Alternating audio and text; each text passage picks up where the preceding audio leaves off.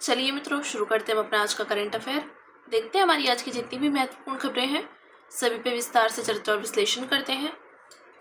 हमारी पहली न्यूज़ है, सरकार ने प्रधानमंत्री उज्ज्वला योजना के तहत 25 लाख अतिरिक्त एलपीजी कनेक्शनों को मंजूरी दी। तो इस विस्तार के बाद पीएमयूवाई कनेक्शनों की कुल संख्या 10.58 करोड़ हो जाएगी। इसके विषय में देखते हैं। मंत्रालय है पेट्रोलियम और प्राकृतिक गैस मंत्रालय। प्रकार केंद्र क्षेत्रक की योजना। शुरुआत इसे 2016 में 8 करोड़ ग्रामीण गरीबों को निःशुल्क एलपीजी कनेक्शन प्रदान करने के लिए शुरू किया गया। उज्ज्वला 2.0 2021 में शुरू हुआ। प्रवासी परिवारों के लिए विशेष सुविधा के साथ पीएमयूवाई योजना के तहत 1.6 करोड़ अतिरिक्त एलपीजी कनेक्शन का आवंटन। अतिरिक्त मंजूरी 2023-24 से 2025-26 75 लाख अतिरिक्त कनेक्शन अनुमोदित किए गए हैं, जिसका कुल लक्ष्य 10.35 करोड़ एलपीजी कनेक्शन है। क्रियान्वयन तो पेट्रोलियम और प्राकृतिक गैस मंत्रालय द्वारा तेल विपणन कंपनियों एवं राज्य सरकारों के सहयोग से किया जाता है। पात्रता बीपीएल परिवारों से संबंधित वह वयस्क महिला कम से कम 18 वर्ष की आयु जिसके घर में पहले से एलपीजी कनेक्शन न हो, साथ ही उसे निम्नलिखित किसी एक शर्त को पूरा करना होगा। जैसे देखते हैं, SECC सूची 2011 में चिन्हित परिवार, SC/ST परिवार, प्रधानमंत्री आवास योजना ग्रामीण के लाभार्थी, अंत्योदय अन्न योजना में शामिल परिवार, अत्यंत पिछड़ा वर्ग, वनवासी, वन क्षेत्रों में रहने वाले परिवार, द्वीपों नदी द्वीपों के निवासी, चाय बागान एवं पूर्व चाय बागान जनजातियां और अन्य गरीब परिवार। लाभ देखते हैं। नकद सहायता तो 14.2 किलोग्राम वाले सिलेंडर के कनेक्शन के लिए 1600 रुपये या 5 किलोग्राम के सिलेंडर कनेक्शन के लिए 1150 रुपये। इसमें cylinder, pressure regulator, LPG pipe, उपभोक्ता कार्ड और इंस्टॉलेशन लागत भी शामिल है। मुफ्त सुविधा तो बिना डिपॉजिट वाले कनेक्शन के साथ पहला गैस रिफिल और स्टोव यानी हॉट प्लेट मुफ्त दिया जाएगा। लक्षित सब्सिडी प्रति 14.2 किलो सिलेंडर पर 300 की सब्सिडी, साल में अधिकतम 12 रिफिल तक। योजना के तहत अपात्रता तो ऐसे परिवार जिनके पास पहले से ही किसी भी तेल विपणन कंपनी का एलपीजी कनेक्शन है, उन्हें इस योजना का लाभ नहीं मिलेगा। ऐसे परिवार जहां कोई वयस्क महिला सदस्य नहीं है, वे इस योजना के तहत गैस कनेक्शन के लिए पात्र नहीं होंगे। ठीक है, ये बात की हमने प्रधानमंत्री उज्ज्वला योजना की। अब बात करेंगे अगली न्यूज़ की, जो है केंद्रीय प्रदूषण नियंत्रण बोर्ड के अनुसार प्रदूषित नदी खंडों की संख्या में गिरावट आई है। CPCB हर 2 साल में नदियों के स्वास्थ्य से जुड़ी जानकारी प्रकाशित करता है। इसमें मुख्य रूप से बायोलॉजिकल ऑक्सीजन डिमांड को एक महत्वपूर्ण संकेतक के तौर पर इस्तेमाल किया जाता है। BOD ऑक्सीजन की उस मात्रा को दर्शाता है जिसका बैक्टीरिया और अन्य सूक्ष्मजीव कार्बनिक पदार्थों को ऑक्सीजन की उपस्थिति में एक निश्चित तापमान पर विघटित करते समय उपभोग करते हैं। PRS तय करने के लिए मानदंड तो जिन नदी लोकेशंस खंडों में BOD का स्तर 3 मिलीग्राम प्रति लीटर से अधिक पाया जाता है और जो नदी जल में स्नान के लिए प्राथमिक जल गुणवत्ता मानक को पूरा नहीं करते हैं, उन्हें प्रदूषित खंड या प्रदूषित लोकेशंस माना जाता है। PRS को अधिकतम BOD स्तर के आधार पर 5 प्राथमिकता श्रेणियों में विभाजित किया गया है। प्राथमिकता फर्स्ट और फिफ्थ के लिए BOD क्रमशः 30.0 मिलीग्राम प्रति लीटर से अधिक और 3.0 से 6.0 मिलीग्राम प्रति लीटर के बीच होता है। मुख्य निष्कर्ष देखते हैं तो 2023 में निगरानी के दौरान 271 नदियों में 296 PRS पाए गए थे। वहीं 2022 में 279 नदियों में 311 PRS थे। महाराष्ट्र 54 में सबसे ज़्यादा PRS या लोकेशंस पाए गए हैं। इसके बाद केरला 31 का स्थान रहा है। 2022 के मूल्यांकन की तुलना में प्राथमिकता फर्स्ट खंडों की संख्या 45 से घटकर 37 हो गई है। तमिलनाडु, उत्तर प्रदेश और उत्तराखंड में प्राथमिकता फर्स्ट में सबसे ज़्यादा खंड या लोकेशंस पाए गए हैं। भारत में नदी प्रदूषण कम करने में मदद करने वाले उपाय देखते हैं तो विधायी और नीतिगत ढांचा, जल प्रदूषण की रोकथाम और नियंत्रण अधिनियम 1974 आदि। राष्ट्रीय मिशन और प्रमुख कार्यक्रम तो राष्ट्रीय स्वच्छ गंगा मिशन, राष्ट्रीय नदी संरक्षण योजना आदि। समुदाय और सहभागिता से जुड़े उपाय तो स्वच्छ भारत मिशन। अन्य कदम सीवेज ट्रीटमेंट प्लांट्स और कॉमन एफ्लुएंट ट्रीटमेंट प्लांट्स की स्थापना आदि। ठीक है, बात की हमने भारत में नदी प्रदूषण कम करने में मदद करने वाले उपायों की। अब बात करेंगे अगली न्यूज़ की, जो है सुप्रीम कोर्ट ने कहा है कि मानहानि को अपराध की श्रेणी से बाहर करने का समय आ गया है। हाल ही में हुई एक सुनवाई के दौरान सुप्रीम कोर्ट ने कहा कि अब मानहानि को अपराध नहीं माना जाना चाहिए। मानहानि क्या है? तो मानहानि का मतलब है झूठे और दुर्भावनापूर्ण बयानों को बोलकर, लिखकर या प्रकाशित करके किसी व्यक्ति, समूह या किसी के करीबी रिश्तेदार की साख प्रतिष्ठा को नुकसान पहुंचाना।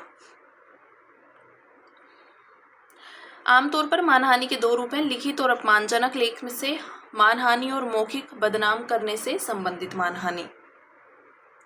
लिखित अपमानजनक लेख रिटन ऑफ लेबल से मानहानि, तो लिखित शब्दों, चित्रों या प्रकाशित सामग्री के जरिए की गई मानहानि, और मौखिक या बदनाम करने से संबंधित मानहानि तो यह गलत बोला गया बयान होता है जो मौखिक रूप से किसी के प्रतिष्ठा को नुकसान पहुंचाता है।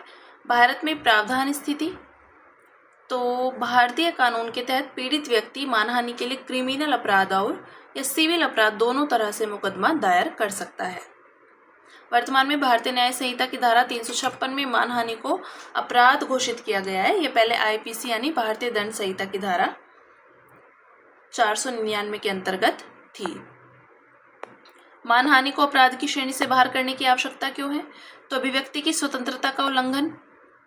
आपराधिक मानहानि के नियम संविधान के अनुच्छेद 19(1)(a) के तहत अधिकारों को प्रतिबंधित कर सकते हैं, क्योंकि मानहानि कानूनी दंड का डर सार्वजनिक रूप से विचारों की अभिव्यक्ति को रोक सकता है। असहमति को दबाना, तो निजी व्यक्ति द्वारा आलोचकों को डराने के लिए इसका इस्तेमाल किया जा सकता है। अन्य प्रेस की स्वतंत्रता के लिए खतरा आदि। आगे देखते हैं, तो मानहानि को अपराध की श्रेणी से बाहर करने के पक्ष में सिफारिश और निर्णय। तो विधि आयोग की रिपोर्ट 285वीं रिपोर्ट, इसमें कहा गया था कि प्रतिष्ठा अनुच्छेद 21 का एक अहम हिस्सा है। दूसरों की भावनाओं को ठेस पहुंचाकर किसी और की अभिव्यक्ति की स्वतंत्रता के लिए प्रतिष्ठा के साथ समझौता नहीं किया जा सकता। सुप्रीम कोर्ट ने सुब्रमण्यम स्वामी बनाम भारत संघ 2016 मामले में अभिव्यक्ति की स्वतंत्रता और प्रतिष्ठा की रक्षा के अधिकार के बीच संतुलन स्थापित करते हुए आपराधिक मानहानि को बरकरार रखा। गुजरात राज्य बनाम गुजरात हाईकोर्ट 1998, तो कोर्ट ने कहा कि जो सम्मान खो गया है या जो जीवन समाप्त हो गया उसकी भरपाई नहीं की जा सकती। फिर अगली न्यूज़ है हमारी, सरकार ने national socialist council of Nagaland पर लगे प्रतिबंध को 5 साल और बढ़ाया। तो प्रतिबंध की अवधि गैर कानूनी गतिविधियों यानी रोकथाम अधिनियम 1967 के तहत बढ़ाई गई है। ऐसा इसलिए किया गया है क्योंकि NSCN-K को भारत की संप्रभुता और अखंडता के लिए जारी गतिविधियों में शामिल पाया गया है। यह समूह नागालैंड और कुछ अन्य पूर्वोत्तर राज्यों में विद्रोही गतिविधियों, जबरन वसूली तथा अन्य विद्रोही संगठनों के साथ जुड़ने में सक्रिय रूप से शामिल है। पूर्वोत्तर में विद्रोही गतिविधियों के लिए जिम्मेदार कारक देखते हैं, तो राजनीतिक अलगाव, उपनिवेश काल के बाद से उपेक्षा और सीमित राजनीतिक प्रतिनिधित्व की भावना ने लोगों में हाशिए पर होने की भावना पैदा की। जातीय और सांस्कृतिक आकांक्षाएं, तो अलग अलग जनजातीय पहचान और उनकी स्वायत्तता की आकांक्षाएं अक्सर सशस्त्र आंदोलनों के रूप में सामने आई हैं। विकास की कमी, तो पूर्वोत्तर क्षेत्र आर्थिक अवसरों की कमी, अपर्याप्त अवसंरचना और उच्च बेरोजगारी दर का सामना कर रहा है। भू राजनीतिक कारक, उदाहरण के लिए म्यांमार और बांग्लादेश के साथ का दुर्गम भूभाग, छिद्रिल अंतर्राष्ट्रीय सीमाएं आदि विद्रोहियों, हथियारों एवं प्रतिबंधित वस्तुओं की आवाजाही को आसान बनाते हैं। सरकार द्वारा उठाए गए कदम, तो शांति और संवाद, उदाहरण के लिए मिजो शांति समझौते 1986 और बोडो शांति समझौते 2020 जैसे शांति समझौतों के माध्यम से सरकार इन समूहों से वार्ता कर रही है। अंतर्राज्यीय सीमा समझौते, तो लंबे समय से चले आ रहे विवादों को सुलझाया गया है। उदाहरण के लिए असम और अरुणाचल प्रदेश 2023 तथा असम एवं मेघालय 2022 के बीच हुए समझौते। संवैधानिक प्रावधान, उदाहरण के लिए संविधान की 5वीं और 6वीं अनुसूची के प्रावधान, अनुच्छेद 371(a) के तहत नागालैंड को विशेष दर्जा आदि। विकास पहले, उदाहरण के लिए प्रधानमंत्री पूर्वोत्तर क्षेत्र विकास पहल जैसी योजनाएं संचालित की जा रही हैं। इसके अलावा पूर्वोत्तर क्षेत्र विकास मंत्रालय के लिए फंडिंग में वृद्धि की गई है। पूर्वोत्तर में स्थायी शांति एवं अखंडता के लिए निरंतर संवाद, त्वरित विकास, मजबूत सीमा प्रबंधन और सामुदायिक भागीदारी को मिलाकर एक संतुलित दृष्टिकोण अपनाना आवश्यक है। फिर अगली न्यूज़ है, बुर्किना फासो, माली और नाइजर ने अंतर्राष्ट्रीय आपराधिक न्यायालय की सदस्यता त्याग की घोषणा की। एक संयुक्त बयान में इन तीनों देशों ने ICC पर आरोप लगाया है कि यह संस्था साम्राज्यवादी शक्तियों के नियंत्रण में एक नव औपनिवेशिक दमन का उपकरण है। इसके विषय में देखते हैं, मुख्यालय हेग, नीदरलैंड में। ये दुनिया का पहला स्थायी अंतर्राष्ट्रीय आपराधिक न्यायालय है। उत्पत्ति, इसे रोम संविधि द्वारा स्थापित किया गया है। इस संविधि को 1998 में अपनाया गया था और 2002 में लागू किया गया था। अधिकार क्षेत्र, तो ICC गंभीर अपराध करने के आरोपी व्यक्ति की जांच, अभियोजन और सुनवाई करता है, न कि समूह या देशों की। ICC के अधिकार क्षेत्र के अंतर्गत आने वाले अपराध, तो नरसंहार, मानवता के खिलाफ अपराध, युद्ध अपराध, आक्रामकता के अपराध आदि सदस्यता 125 देश सदस्य हैं। भारत, इजराइल, संयुक्त राज्य अमेरिका, रूस और चीन रोम संविधि के पक्षकार यानी सदस्य नहीं हैं। वित्त पोषण मुख्य रूप से सदस्य देशों द्वारा किया जाता है। निर्णयों का प्रवर्तन आईसीसी के निर्णय बाध्यकारी होते हैं। आईसीसी से जुड़ी समस्याएं तो पक्षपात का आरोप, इस पर पश्चिमी देशों के हितों की पूर्ति करने वाले और एक नव औपनिवेशिक या साम्राज्यवादी न्यायालय के रूप में कार्य करने का आरोप है। नव उपनिवेशवाद तो शक्तिशाली देश विकासशील देशों पर आर्थिक, राजनीतिक, सांस्कृतिक या तकनीकी प्रभाव के माध्यम से अप्रत्यक्ष नियंत्रण रखते हैं। सार्वभौमिक अधिकार क्षेत्र की कमी तो कई शक्तिशाली राष्ट्र इसके सदस्य नहीं हैं, जिससे आईसीसी की पहुंच कमजोर हो जाती है। साथ ही यह केवल उन घटनाओं पर सुनवाई करता है जो 1 जुलाई 2002 के बाद हुई हैं। राजनीतिक प्रतिरोध तो उदाहरण के लिए फ्रांस ने इजरायली प्रधानमंत्री के खिलाफ आईसीसी के वारंट को लागू करने से इनकार कर दिया था, क्योंकि वह इजरायल के गैर सदस्य होने के नाते राष्ट्राध्यक्ष को प्राप्त छूट का हवाला देते रहा था। प्रवर्तन संबंधी सीमाएं तो आईसीसी की अपनी कोई पुलिस नहीं है, यह गिरफ्तारी और सहयोग के लिए सदस्य देशों पर निर्भर है। अब बात करेंगे अन्य सुर्खियों की, जिसमें पहली न्यूज़ है ला ऑर्चिला द्वीप समूह। तो हाल ही में वेनेजुएला ने अपने कैरिबियन द्वीप ला ऑर्चिला पर सैन्य अभ्यास शुरू किए। गौरतलब है कि इस क्षेत्र में अमेरिकी सैन्य गतिविधियां बढ़ाने के कारण तनाव बढ़ गया है। इसके विषय में देखते हैं। अटलांटिक महासागर के कैरिबियाई सागर में वेनेजुएला के तट के पास स्थित है।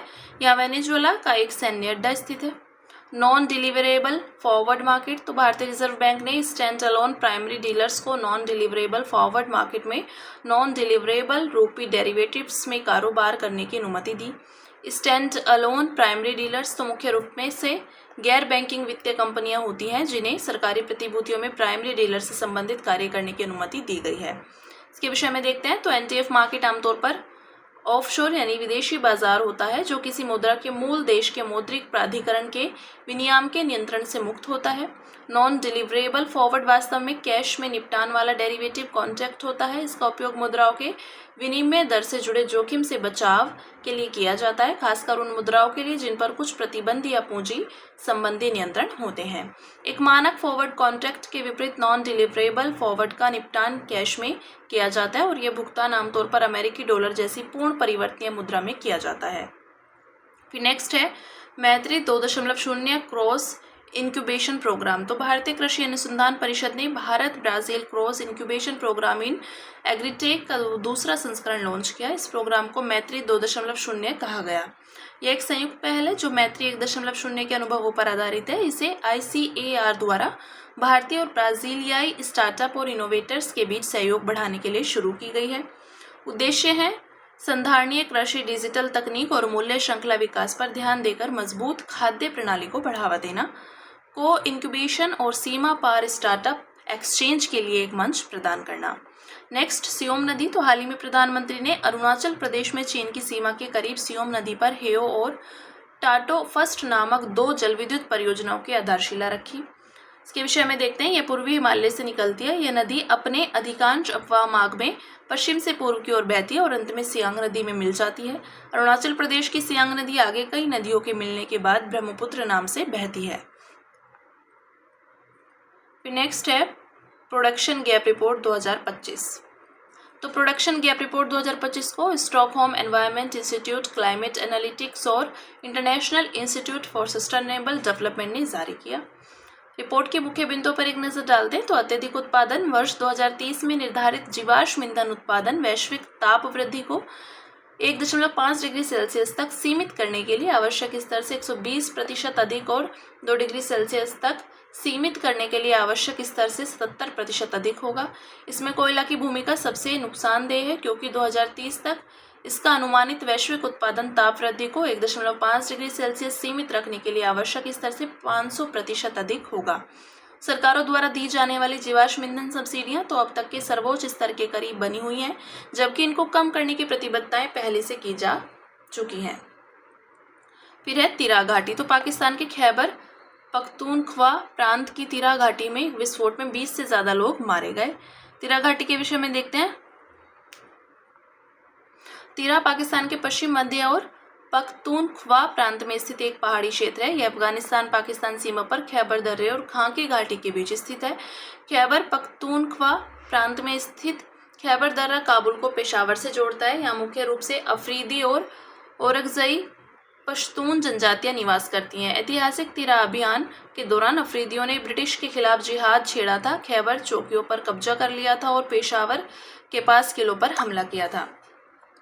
नेक्स्ट, क्वासीमून। तो खगोलविदों ने एक लघु क्वासीमून 2025 PN7 की पहचान की, जो लगभग 60 वर्षों से पृथ्वी के पास परिक्रमा कर रहा है। इसके विषय में देखते हैं। क्वासीमून को क्वासी सैटेलाइट भी कहते हैं। क्वासीमून एक खगोलीय पिंड है। यह सूर्य की परिक्रमा करता है, लेकिन ग्रह की समानांतर कक्षा की वजह से ऐसा लगता है मानो वह उस ग्रह के साथ गति कर रहा हो।